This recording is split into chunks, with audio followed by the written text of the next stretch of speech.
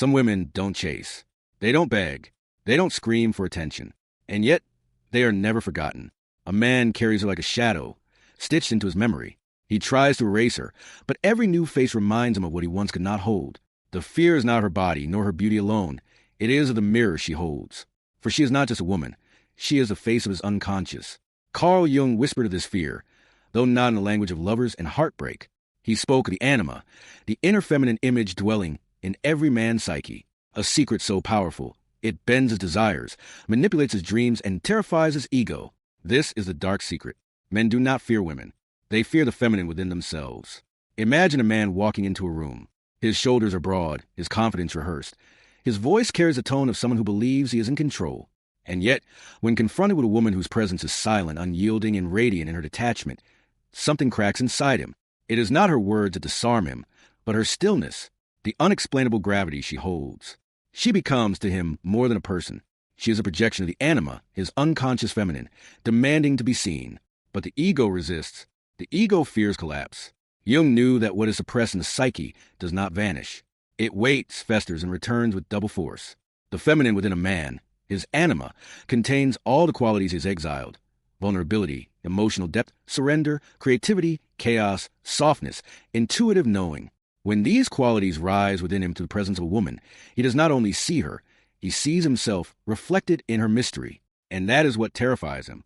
You must understand, when a man looks at a woman and feels both desire and dread, it is not her fault, nor even his choice. It is the archetype at work. She becomes a mirror that shows him the shadow, the grief he never processed, the tenderness he learned to despise, the longing for union he denied in the pursuit of control. The feminine does not come softly. She comes like a storm hidden in still waters. Her gaze alone can dismantle his carefully built defenses. So he does what the unawakened man has always done. He runs. He shames her. He calls her too much. He labels her as dangerous, dramatic, hysterical. Not because she is those things, but because his ego cannot bear the confrontation with himself. This is Jung's dark secret. The fear of women is not about women at all. It is a terror of being undone by what has always lived inside. There exists a woman, not necessarily the most beautiful, not the loudest, not the one dressed that a man noticed, but she becomes unforgettable. She is unforgettable precisely because she awakens the archetype. She moves through the world with a quiet sovereignty, needing nothing, chasing no one. In Jungian terms, she carries the weight of the anima projection. In human terms, she becomes a muse. But to the unready man, she is the shadowed muse, the haunting presence that destabilizes him. Her silence feels like rejection, but in truth, it is revelation. Her refusal to beg feels like arrogance, but in truth, it is authenticity. Her distance feels like cruelty, but in truth, it is a mirror showing him how fragile his illusions of power truly are. This is why men remember such women long after their absence, not because she clung to him, but because she revealed him to himself. The man, clinging to his ego, insists on control. He tells himself stories. She is not right for me. She is too difficult. She is nothing special. But the psyche betrays him. In his dreams, she returns. In silence, her face emerges. When he sees another woman, her essence bleeds through, reminding him that what he fled was not her, but the confrontation with his own anima. Carl Jung taught that every man carries the feminine within, just as every woman carries the masculine. But when the masculine denies the feminine, he becomes brittle, tyrannical, unable to love beyond possession. This brittleness is what shatters when faced with a woman who is whole, a woman who has done her shadow work, who has seen her own depths, who no longer performs for male approval. She embodies what he has lost, and that embodiment is unbearable. To understand why this fear cuts so deep, one must look beyond Jung, into the realm of trauma psychology. The boy was not taught to cherish his softness. He was told to man up, to control his tears, to master the chaos within. The culture carved him into a weapon, and in doing so, amputated his feminine half. So when a woman arrives, sovereign, intuitive, unafraid of her emotions, he feels threatened. Her presence reopens a wound. She is not only a woman before him, she is a reminder of what he was never allowed to be. In her laughter, he hears freedom. In her stillness, he feels danger. In her refusal to need him, he confronts the unbearable truth that his worth has never been defined by her approval, but by his own lack of wholeness. This realization is intolerable, and so he resists. In Jungian language, this resistance is projection. He casts his disowned qualities onto her. He calls her emotional because he cannot face his own suppressed grief. He calls her irrational because he fears the chaos of his inner world. He calls her seductive and dangerous because he cannot reconcile desire with surrender. But projection does not resolve the conflict. It only deepens it. For the more he rejects her, the more he is bound to her in the unconscious. And the more he clings to control, the more fragile he becomes. Here lies the paradox. The man who fears the feminine most desperately is the one who secretly longs for her, not for her body alone, but for the wholeness she symbolizes. When a man first encounters the archetypal woman, the one who does not bend, the one who refuses to be consumed by his needs, he feels something he cannot name. It is both hunger and dread. Attachment begins as fascination. He circles her, studies her, and imagines she is like the others. He expects that her warmth will come when he commands it, that her attention can be coaxed with effort. But soon he discovers the truth. She does not orbit around him. She orbits herself. To the anxious heart of a man, this is unbearable. He cannot possess her, for she is not offering possession. He cannot anchor her to his need, for she has already found her anchor within. This dynamic reveals what Jung warned. When the inner feminine is unintegrated, a man searches endlessly outside of himself, hoping another will carry the weight of what he cannot bear. And so, when he meets a woman who refuses to carry it, he experiences not only rejection, but abandonment. The truth, however, is harsher still. He was abandoned long before her silence, abandoned by his own repression, his own dismissal of feeling, his own war with tenderness. In the ancient world, the Stoics spoke of freedom through detachment, of peace through mastery of desire. A man, they believed, is enslaved not by others, but by his own passions. To be free, he must see clearly, desire wisely, and never be ruled by another's approval. This echoes Jung's teaching. Individuation, the process of becoming whole, requires facing the unconscious, not fleeing from it. But here lies the contrast. The Stoic turns inward to discipline desire. The Jungian feminine turns inward to embrace desire. One seeks mastery, the other seeks integration. One cuts away, the other gathers. One pursues detachment, the other dares to feel. When a man confronts a woman who embodies both the stillness of Stoic detachment and the depth of Jungian wholeness, he faces a paradox his psyche cannot resolve. She does not need him to feel complete, and yet her completeness awakens in him the very needs he has denied. And so the fear grows. Consider the man who has built his identity upon conquest. To him, relationships are not about union, but about power. Every smile becomes validation. Every touch becomes proof of control. But then she arrives, and suddenly, conquest is impossible, for she is not moved by the usual performance. His charm bounces off her silence. His rehearsed dominance finds no purchase. She does not resist him. She simply does not submit. This is a collapse. The moment his illusion of control shatters. It is not the loss of her that wounds him. It is the loss of himself. He realizes, though dimly, that the game he has always played was never about women. It was about avoiding the mirror of his anima. Now, faced with her unshakable presence, he is forced to see what is denied, and the ego panics. It attacks, deflects, or retreats. Anything to avoid the descent into the unconscious. In mythology, the feminine often appears as chaos. The sea that drowns, the night that disorients, the serpent that tempts. Men have long named her dangerous, for she represents the forces that undo order. But chaos is not evil. Chaos is potential. Chaos is the raw material of creation. Without chaos, there is no transformation. Jung insisted that the unconscious, filled with shadow, desire, memory, and dream, is not a prison but a womb. To descend into it is terrifying, but to refuse is worse. For the man who resists the feminine lives a half-life, brittle and shallow, unable to love with depth. Thus, when a woman embodies chaos with grace, when she can cry without shame, laugh without restraint, or walk away without fear, she threatens him. For she embodies a chaos he has always suppressed. And yet, secretly he longs for it. Here begins the tragic dance. The man, sensing his own incompleteness, pursues her with hunger. But the pursuit is not born of love. It is born of dependency. He seeks her as a vessel to carry his anima, to live out the parts of him he refuses to claim. She, if when awake, may fall into the trap. She may confuse his hunger with devotion. She may mistake his possessiveness for passion. And so, she may give herself away, thinking love has found her. But if she is awake, she sees. She knows that no man can love her until he has loved his own shadow. She knows that no union is whole until each has faced their depths. So she steps back. She refuses to be the container for his unconscious. She demands he confront it himself. And in that refusal, she becomes both the most terrifying and the most unforgettable presence of his life. This is where feminine empowerment enters. The archetypal woman realizes that she was never meant to soothe a man's fear of the feminine. She was never meant to carry his shadow, never meant to shrink, so his ego might stand taller. She begins to walk differently. With each step, she detaches, not in coldness, but in clarity. She does not chase, not because she is indifferent, but because she knows her worth is not found in being chosen. The irony is sharp. The moment she detaches, the man feels her absence as a wound. He cannot forget her, not because she belonged to him, but because she awakened what he cannot escape, himself. And so, his fear grows into obsession, but her silence grows into power. Here is Jung's true secret, often buried in shadows.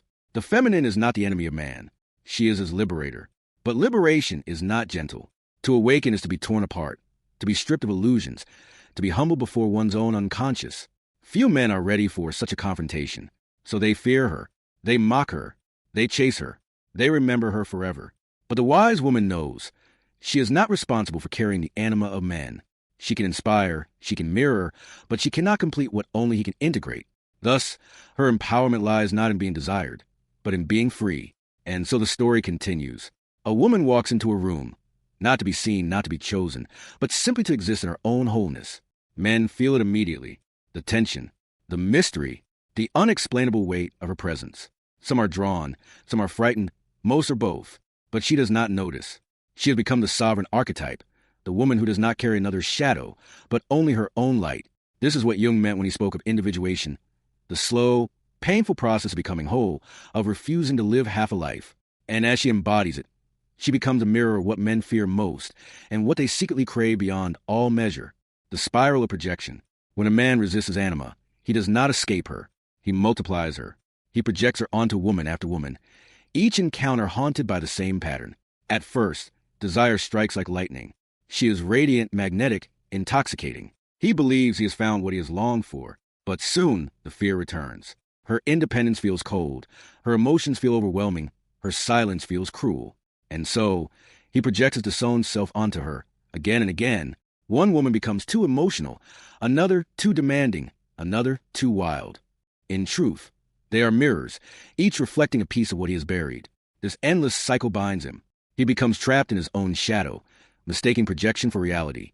And every woman who passes through his life becomes both scapegoat and teacher, though he rarely sees her as either. Third emotional spiral, from desire to fear to rage. At first, he desires her. Then, he fears her. And finally, if he cannot integrate, he resents her. This spiral is ancient. In myth after myth, the feminine is demonized when the masculine refuses to face himself.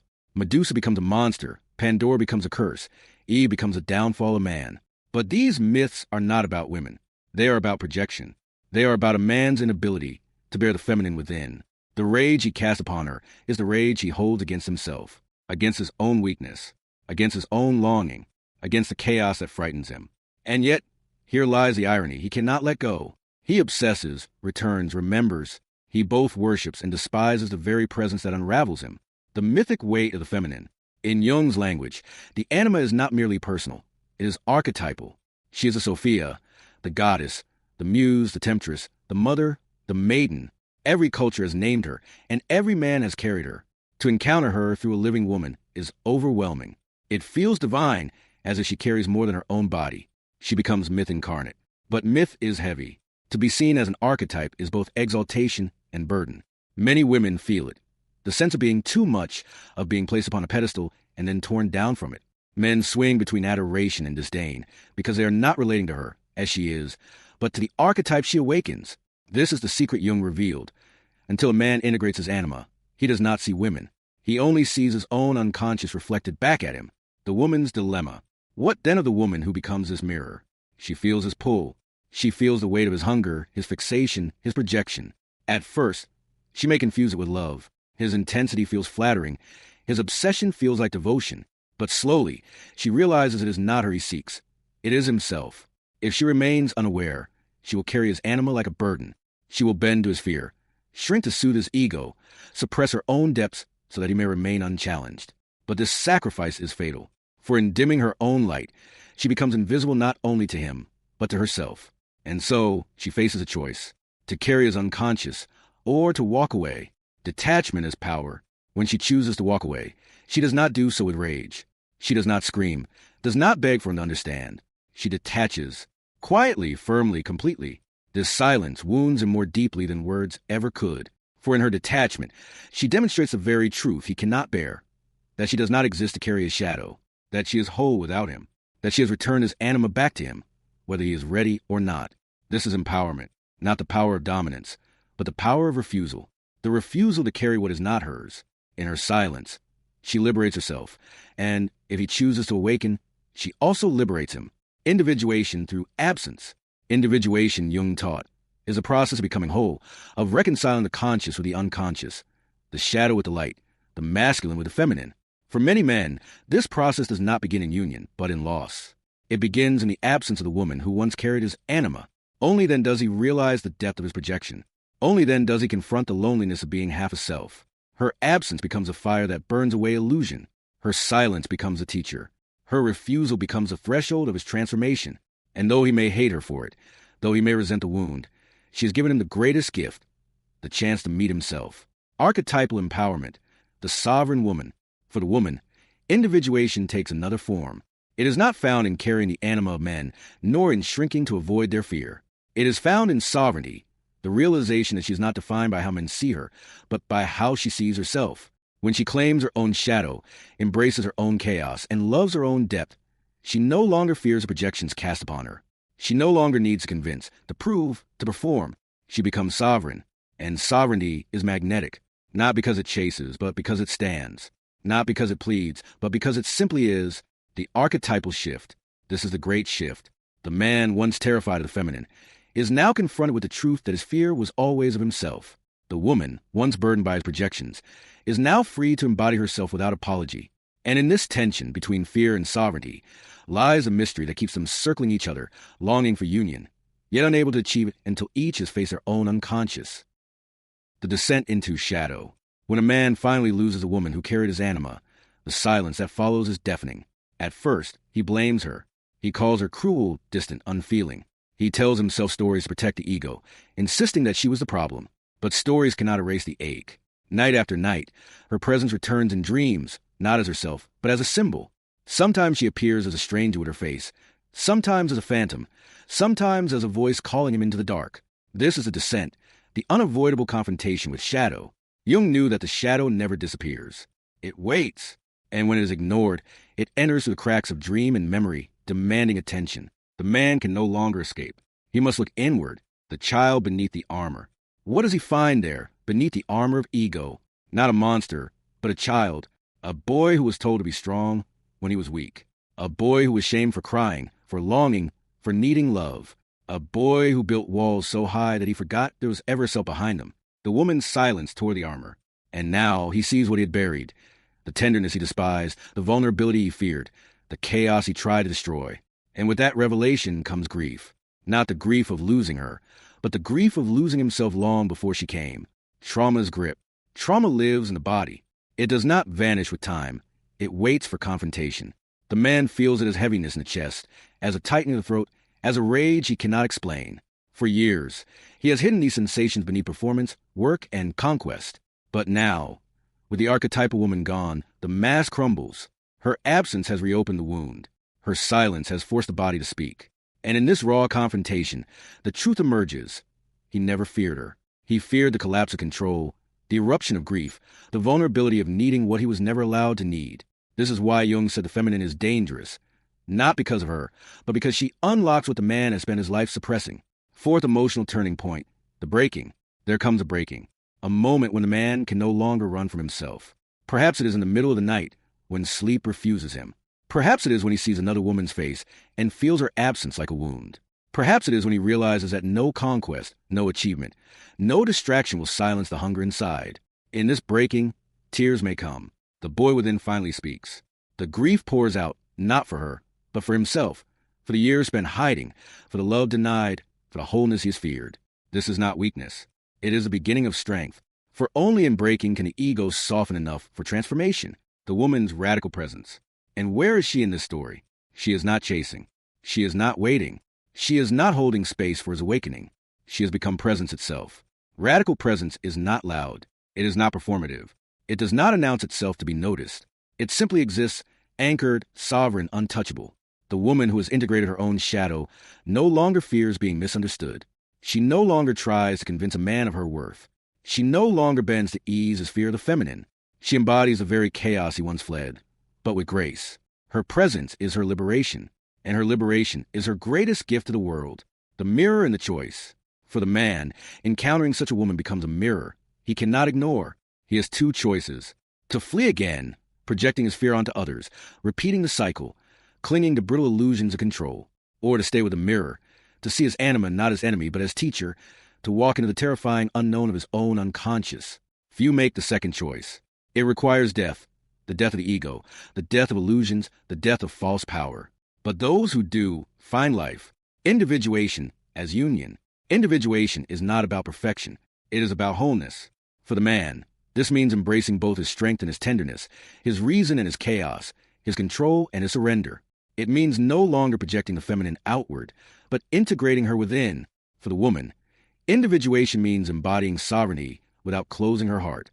It means carrying both softness and fire, vulnerability and power. It means no longer shrinking to soothe the masculine ego, but no longer resenting it either. When both walk this path, union becomes possible. Not the brittle union of projection and possession, but the deep union of two whole selves. The archetypal liberation. This is the dark secret Jung left us. Men do not fear women. They fear the descent into themselves that women symbolize. And this is a liberation for women, to know that his fear is not about her, to know that she is not responsible for carrying his anima, to know that her silence is not weakness. It is clarity. In her detachment, she frees herself, and in her freedom, she holds the possibility of his transformation. The tragedy of modern masculinity is that many men unconsciously fear the very medicine their soul craves. They fear the feminine because she awakens part of them they've buried. Think of the man who is drawn to a deeply nurturing woman. On the surface, he admires her softness, her warmth, her empathy, but in the shadows it terrifies him. Because to accept her love, he would have to admit his own hunger for care. He would have to face the small boy inside him who was never held long enough, who was told to man up before he even knew what that meant. So instead of embracing her, he mocks her tenderness. Instead of valuing her empathy, he calls it weakness. Instead of allowing intimacy, he retreats into work, distractions, or other women. Anything that keeps him from fully confronting the mirror, she holds up to his wounded soul. This is the paradox of projection. The very qualities men demonize in women, emotionality, intuition, chaos, vulnerability, are the ones they most need to integrate within themselves. They fear her because she reveals their own unlived life. Carl Jung once said, "Until you make the unconscious conscious, it will direct your life and you will call it fate." When a man hasn't integrated his feminine, he will keep encountering women who trigger him. He will keep blaming them, shaming them, or abandoning them, never realizing that what he is truly running from is himself. And here lies the secret Jung understood. The feminine is not a threat to man's power. She is the path to it. But only if he dares to descend into his own depths, confront his shadows. Because when a man finally stops fearing the feminine, both within himself and in women, he becomes whole. He no longer clings to dominance or control. He no longer mistakes aggression for strength. Instead, he stands rooted, balanced, alive. And only then can he meet a woman not as an enemy to conquer, nor as a fantasy to worship, but as a mirror of his soul. But let's take this deeper. Jung believed that every man carries within him the imprint of the great mother archetype, both nurturing and destructive. This duality terrifies men more than they admit. Why? Because the surrender to the feminine is the surrender to something bigger than the ego, something that can either heal or annihilate. A man's ego whispers, if you give her too much power, you'll lose yourself. Yet the unconscious knows, if you never face her power, you'll never find yourself. This is a paradox. The feminine holds both creation and chaos, and when a man encounters a woman who embodies her own depth, it awakens an ancient fear. The fear of being swallowed, transformed, dissolved into something unknown. Think of mythology, Medusa, Kali, Lilith, symbols of women who evoke awe and terror. They mirror man's hidden fear that the feminine is not only desirable, but also dangerously transformative. So when a woman stands firm in her worth, when she is unapologetically embodied in her intuition, her sensuality, her boundaries, she awakens this primordial tremor in men. Some run, some attack, but the few who stay, they are forced into confrontation with their own shadow. Jung believed that one of the greatest psychological tensions within a man's soul is the conflict between his ego and his anima. The ego seeks clarity, order, and control. It wants definition, boundaries, and predictable outcomes. But the feminine, both inside and outside of him, represents fluidity, mystery, and transformation. This duality creates an inner war. On one side, his masculine pride demands to dominate, to know, to be above vulnerability. On the other, his hidden feminine whispers a surrender, of emotional depth, of dissolving boundaries into intimacy. The terror arises because to embrace the feminine, he must accept the death of the old self. His rigid ego fears being dissolved, reshaped, and reborn. This is why Jung wrote that men do not fear women themselves. They fear what the feminine principle does to their psyche. To love a woman deeply, to open her energy, means to risk annihilation of the persona. And for the ego, annihilation feels like death. This is why some men retreat into hypermasculinity, detachment, or control, while others are secretly drawn again and again to the mystery of the feminine, unable to resist it, even if it destroys them. The feminine is not his enemy. It is his initiation into wholeness. But the ego fights, screams, and resists because it senses what must be sacrificed: his false security, his superiority, his illusions. Jung saw the feminine not as a soft accessory to masculinity, but as its deepest test, its gatekeeper to wholeness. When a man meets a woman who embodies the archetypal feminine, mystery, depth, nurturing, but also wildness, his ego feels small. He can no longer hide behind logic, work, or social masks. She sees through him. She mirrors back his own unconscious. This is why men often oscillate between desire and fear. Desire pulls him closer. Fear pushes him away. Because union with the feminine threatens ego death. And ego death feels like annihilation to a man who has built his identity solely on power, control, and rationality. But Jung insisted, this very confrontation is sacred. The feminine does not come to destroy him, but to initiate him. She drags him into the underworld of his psyche, not out of cruelty, but because without death, there can be no rebirth. The man who resists the feminine remains shallow, restless, endlessly chasing shadows of intimacy. The man who surrenders, not to her, but to the lesson she awakens in him, emerges deeper, freer, and more whole. The feminine, then, is not his enemy. She is his oracle, his mirror, his bridge to the self. But to receive her gift, he must first endure the terror of dissolving his old self. But here's the paradox, the secret Jung hinted at but never stated directly. Men do not just fear the feminine because of its power. They fear it because they need it, and dependency terrifies the ego. The masculine psyche has been conditioned to value autonomy, control, conquest. To be dependent, especially on something mysterious and ungovernable like the feminine, feels like weakness. Yet, in Jung's framework, the anima, the inner feminine, is not optional. She is the gateway to creativity, to spirituality, to wholeness. This is why so many men resist women who reflect depth, who challenge them emotionally, who embody both softness and storm. To accept such a woman is to accept his own vulnerability, his own chaos. Jung saw that many men instead seek shallow versions of femininity, projections that flatter the ego but never challenge it.